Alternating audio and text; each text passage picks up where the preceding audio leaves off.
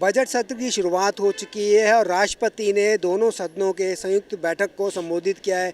राष्ट्रपति के अभिभाषण पर बात करने के लिए हमारे साथ मौजूद हैं डॉक्टर अजीत गोपचड़े जी, राज्यसभा सांसद हैं। सर, कैसे देखते हैं राष्ट्रपति अभिभाषण को, जिस तरह से सरकार की उपलब्धियों को सर मैम ने बताया है? मैं भारत सरकार का अभिनंदन करना चाहता हूं कि आज राष्ट्रपति जी ने अपने अभिभाषण में स्वदेशी से लेके आत्मनिर्भर भारत तक और हमारे विकसित भारत की ओर हमारी जो पहल होने जा रही है उसके बारे में भारत सरकार का और सारे सांसदों का भी उन्होंने अभिनंदन किया है। क्योंकि जिस गति से हमारी अर्थव्यवस्था आगे बढ़ रही है, जिसमें कृषि हो, महिला हो, रोजगार हो, स्पोर्ट्स हो, हमारा अनुसंधान हो, रोजगार हो, ऐसे अनेकों विषयों पर सरकार का अभिनंदन किया है। आदिवासी जो हमारे भाई बंधु है उनके लिए किए जाने वाली योजना है, हमारे पिछड़े वर्गों के लिए किए जाने वाली योजना है, रेल से लेके उन्होंने माओवाद को ख़त्म करने वाली विषय तक, जैसे रेल का जो विषय था उसमें तो उन्होंने वंदे भारत के बारे में जिक्र किया, माओवाद और नक्सलवाद को इस देश से ख़त्म होने की बात को जिक्र किया। जैसे उन्होंने कहा कि बीजापुर में जिस गांव में बस पहली बार गई, ये देश के इतिहास में ऐसी सुखद घटनाएं सुनकर बहुत अच्छा लगता है। जैसे हमारे शुभांशु शुक्ला जी, उनके बारे में भी उन्होंने अभिनंदन किया। हमारे महिला टीम का भी उन्होंने, जो क्रिकेट टीम ने हमारे मेडल जीता है, अव्वल नंबर पे आया है, उसके बारे में भी उन्होंने जिक्र किया। तो देश हर कदम पर, हर विषय में, हर विभाग में आगे बढ़ रहा है। देश के किसानों की बात की है, यहाँ तक हमारे धार्मिक जो विरासतें हैं, हमारी पांडुलिपि है, इसके बारे में भी, डिजिटलाइजेशन के बारे में उन्होंने बात कही है। गुरु तेग बहादुर जी की जो शहादत हुई, शहीदी समागम के बारे में भी उन्होंने बताया है। गुरु तेग बहादुर जी का जो वाक्य है, किसी से डरना नहीं, इस विषय पर भी एक बोध वाक्य जो बन चुका है और हमें और किसी को डराना भी नहीं है।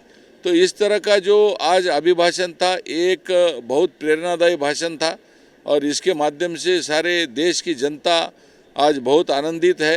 क्योंकि देश जिस प्रकार से महासत्ता बनने की ओर जा रहा है, जैसे इन युद्धजन्य परिस्थितियों में भारत जिस तरह से विकास की गति के ऊपर जा रहा है और आत्मनिर्भर होने जा रहा है, इसके ऊपर अभिभाषण के जो पहलू थे, मैं राष्ट्रपति जी का मन से आभार व्यक्त करना चाहता हूँ, उनका अभिनंदन करना चाहता हूँ कि उन्होंने हर एक पहलुओं के लेके, अंतरिक्ष से लेके हमारे कृषि तक, कृषि से लेके महिलाओं तक, महिलाओं से लेके स्पोर्ट्स तक, हर चीज़ों में उन्होंने मेडिसिन के बारे में बताया, जन औषधियों के बारे में बताया, हर चीज़ों में जो जिक्र किया है। भारत सरकार अभिनंदन के पात्र है। भारत सरकार की गति और शक्ति जिस तरह से आगे बढ़ रही है, मैं भारत सरकार का मन से आभार और अभिनंदन करना चाहता हूँ। सर, अगर हम बात करें तो अभिभाषण में उन्होंने बताया कि किस तरह से गरीबों को गरीबी रेखा से बाहर निकाला गया है। 95 करोड़ भारतीयों को सोशल सिक्योरिटी की बात उन्होंने कही, 25 करोड़ लोगों को गरीबी रेखा से बाहर निकाला। वहीं हम बात करें 2 करोड़ से ज़्यादा लखपति दीदी बनाई है। इन सब बातों को लेकर आपका क्या कहना है? इसके अलावा भी उन्होंने हमारा विकसित भारत के बारे में, जी राम जी के बारे में भी उन्होंने जिक्र किया है। क्योंकि हमारा रोड पे काम करने वाला, जो रोजगार उपलब्ध करने वाला हमारा जो मजदूर है, जो हमारा किसान है, उनके लिए जो सरकार ने गत 70 साल में जो पारदर्शिता नहीं थी, उस पारदर्शिता को फिर से लाकर हमारे मजदूर भाई बहन की रोजी रोटी का प्रश्न जो छुड़ा है, उनके बीच में एक आत्मविश्वास जगा है। इसी के बारे में भी उन्होंने जिक्र किया है। आपने कहा है लखपति दीदी का विषय किया है, इस बारे में हर किसान और किसानों के ऋण के बारे में, किसान सम्मान निधि हो, पीएम किसान निधि के बारे में भी उन्होंने जिक्र किया है। और इसके लिए हमारा जो यूरोपियन महासंघ के साथ जो हमारा जो तड़जोड़ हुआ है, उसमें कृषि उत्पादनों को निर्यातों में स्वाभिमान बढ़ेगा, उनका उत्पादन बढ़ेगा, शक्ति बढ़ेगी और हमारे भारत के बाजार पेट जो है हमारी जो कृषि उत्पादनों की, उसको भी बहुत बड़ी ताकत मिलने वाली है। रक्षा में सेमीकंडक्टर के बारे में उन्होंने जिक्र किया, युवाओं में स्टार्टअप के बारे में उन्होंने जिक्र किया, शिक्षा क्षेत्र में एआई के बारे में उन्होंने जिक्र किया। तो इस तरह से, और महिलाओं के बारे में उन्होंने कहा कि हर विषय में जनप्रतिनिधित्व ये महिलाओं का होने जा रहा है, चाहे वो पत्र संस्था हो, चाहे वो बचत गट हो, चाहे बैंकियाँ हो या ग्राम सुरक्षा का अभियान हो, हर चीज़ में महिलाओं का योगदान आगे बढ़ते जा रहा है और दिन ब दिन हमारी महिलाएं देश का नेतृत्व करते हुए आगे बढ़ते जा रही है। ऐसे इन सारे विषयों को लेकर गरीबी तो हमारी काफ़ी अभी हट चुकी है और हम आगे बढ़ चुके हैं। हम एक आर्थिक महासत्ता के रूप में आगे बढ़ते जा रहे हैं। इसलिए राष्ट्रपति जी का जो अभिभाषण था बहुत ही प्रेरक था और अभिनंदनीय भी था। अगर हम बात करें 2047 के विकसित भारत के लक्ष्य को हासिल करने के लिए जो अभिभाषण था वो एक रोड मैप की तरह था। इसमें बात की गई किस तरह से भारत जो है आज 1 लाख करोड़ से ज़्यादा मोबाइल एक्सपोर्ट कर रहा है, 12 लाख तक की आय पर टैक्स की छूट मिल गई। मतलब अगर हम बात करें तो टैक्स पर छूट भी मिल रही है, एक्सपोर्ट भी बढ़ रहा है। अगर हम बात करें सेमीकंडक्टर चिप की तो उसमें भी हम लोग बनाने लग रहे हैं। 4 जो सेमीकंडक्टर चिप बनाने के हैं उनको मंजूरी भी मिल गई है। इस तरह की जो योजनाएं हैं वो किस तरह से देखते हैं 2047 के विकसित भारत को हासिल करने के लिए सक्षम साबित होंगी? मुझे तो इसमें और एक एडिशन ये बताना है कि लाखों युवाओं को नौकरियां मिल रही है जो 70 साल में नहीं हुआ है। ये मोदी सरकार ने करके बताया है। जैसे आपने सेमीकंडक्टर के बारे में बताया वैसा मिनरल्स के बारे में भी हम स्वयं समृद्ध होते जा रहे हैं। इसके लिए हर चीज़ में जो छोटी छोटी जो चीज़ें हैं, कृषि क्षेत्र में आने वाली चीज़ें हो या हमारे युवाओं के बीच में वाली चीज़ें हो, तो एआई ये भी एक विषय है। हमारे आईटी के जो हब है इसके बारे में भी विषय किया गया है। हमारे मेडिकल क्षेत्र के टेक्निक के बारे में बताया गया है और हमारा देश तंत्रज्ञान में भी समृद्ध होते जा रहा है। इसमें स्वदेशी का जागरण ये ज़्यादा प्रमाण में होने की वजह से हम हमारे जो चीज़ें हैं ये बड़े प्रमाण में निर्यात भी कर रहे हैं। रक्षा उपकरणों के बारे में भी उन्होंने बताया कि उसमें स्वदेशी बनावटी के सारे जो रक्षा उत्पादन है वो बाहर के देश में उसकी ज़्यादा मांग हो रही है। और जिस तरह से ऑपरेशन सिंदूर में उन्होंने हमारे सैन्य का शौर्य और पराक्रम का साहस जताया है, उनका अभिनंदन किया है। उसमें उन्होंने ये भी बताया है कि ये जो विजय है ये स्वदेशी बनावटी के हमारे भारत के मेक इन इंडिया वाले शस्त्रास्त्रों का भी उसमें बहुत बड़ा योगदान है।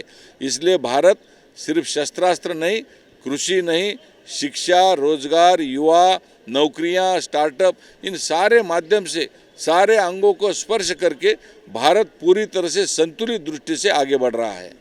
जिस तरह से आपने बताया संतुलित दृष्टि से आगे बढ़ रहा है भारत, युवाओं का देश है, युवाओं को रोज़गार मिल रहे हैं। वहीं हम बात करें स्टार्टअप्स बढ़ रहे हैं। वहीं ऑपरेशन सिंदूर के माध्यम से भी भारत ने अपने रक्षा क्षेत्र की महानता को भी बताया है। जिस तरह से ऑपरेशन सिंदूर में पाकिस्तान को युद्ध में हराया, अलग अलग विषयों पर देखें तो आपका क्या कहना है इस पर?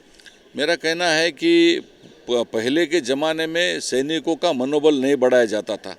अब इस बार देखिए 2014 से प्रधानमंत्री जी दिवाली सैनिकों के बीच में जाके मनाते हैं। हमारे जैसे सांसदों को देश के अंतिम छोर तक जहां सीमाएं हैं वहां पर जाके मुकाम करने के लिए बोलते हैं। हमारे जैसे यहाँ के हमारे जो सरकार के जो मंत्री है वो सीमावर्ती भागों में जाकर वहाँ के लोगों का हौसला बढ़ाते हैं, सैनिकों का मनोबल बढ़ाते हैं और हर पराक्रम का और हर हमारे शूरवीरों का जो साहस बढ़ाने का काम जिस तरह से प्रधानमंत्री जी करते हैं, इसलिए सैन्य का मनोबल भी बढ़ता है।